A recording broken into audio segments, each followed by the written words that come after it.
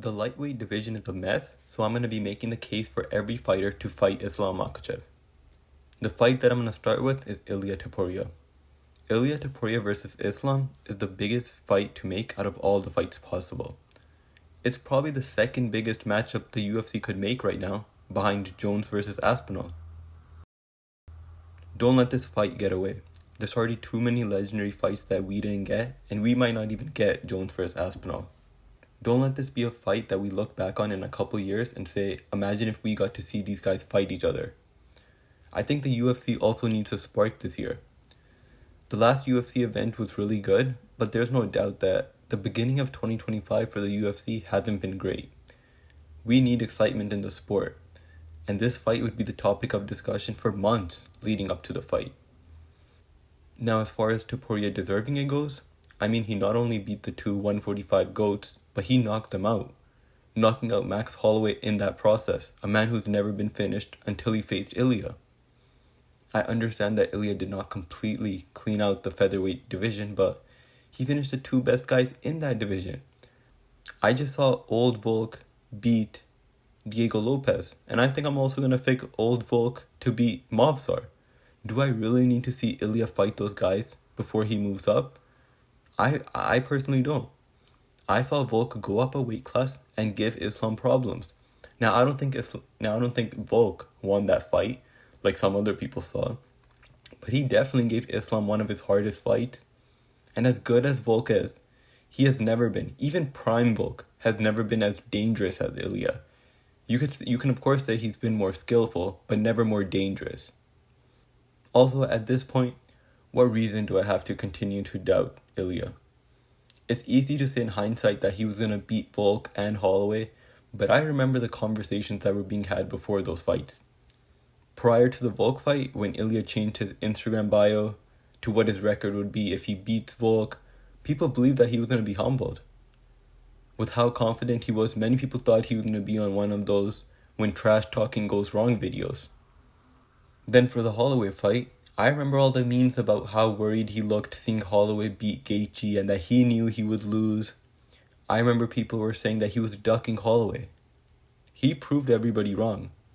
So now when he's as confident as one can be when it comes to fighting Islam, and he's talking about submitting Islam with his favorite submission and doing it in front of Khabib, well, I gotta see that fight happen. Is his pre-fight prediction gonna be wrong for once? Or is he just going to continue to talk the talk and walk the walk? It's also him speedrunning the GOAT conversation. Having your last three wins be Volk, Holloway, and Islam would be the greatest three-fight run in UFC history.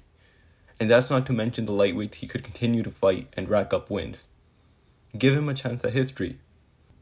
I didn't need to see anything from him at featherweight before moving up, nor do I need to see him prove himself at lightweight against a number one contender.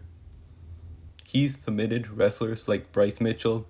He 50-44'd a dangerous power puncher in Josh Emmett, and it was a brutal 50-44, not a decision win like Lerone Murphy's over Josh Emmett. It was a technical but brutal 50-44. Then he knocks out two GOATs. It's one of the biggest fights to make.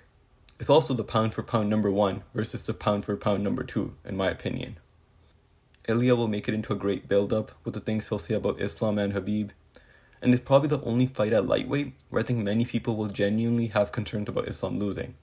I understand that this is MMA and anything can happen, but there's no denying that if you are rooting for Islam, this fight is the one that makes you the most nervous. Now moving on to the next fighter, Arman Tsarukyan. Arman Tsarukyan deserves to fight Islam Makhachev next because, for starters, he was scheduled to fight Islam already, and he lost his spot because of a last-minute injury. We know Arman is the most deserving. Nothing happened to prove that he no longer deserves it. Rebook the fight, and I think this is the most competitive fight at 55 for Islam.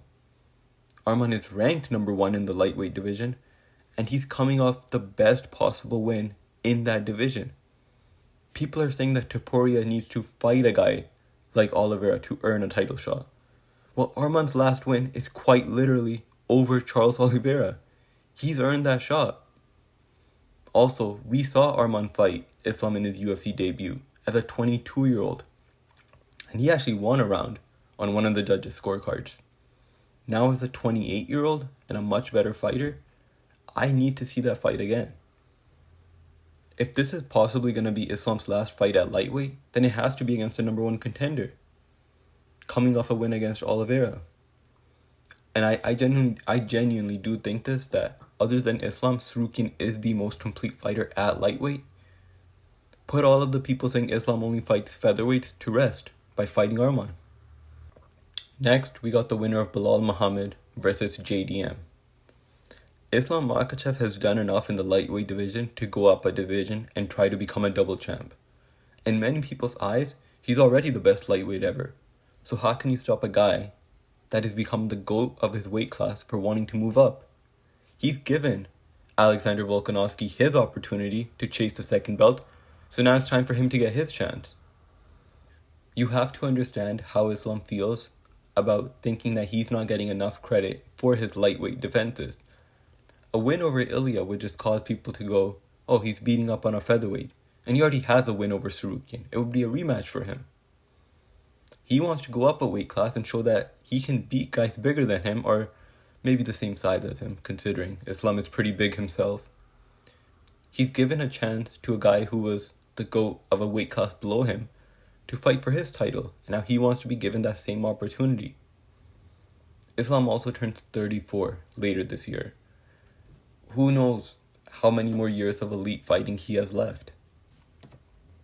He wants to go up to welterweight while he still feels that he's at his peak performance. I also want to see his striking against those guys at 170 and his wrestling and grappling at 170. As exciting of a division as 55 is, welterweight has plenty of interesting matchups for Islam. Now finally, we got Justin Gaethje. Now as far as making a case for Islam to fight Gaethje next goes,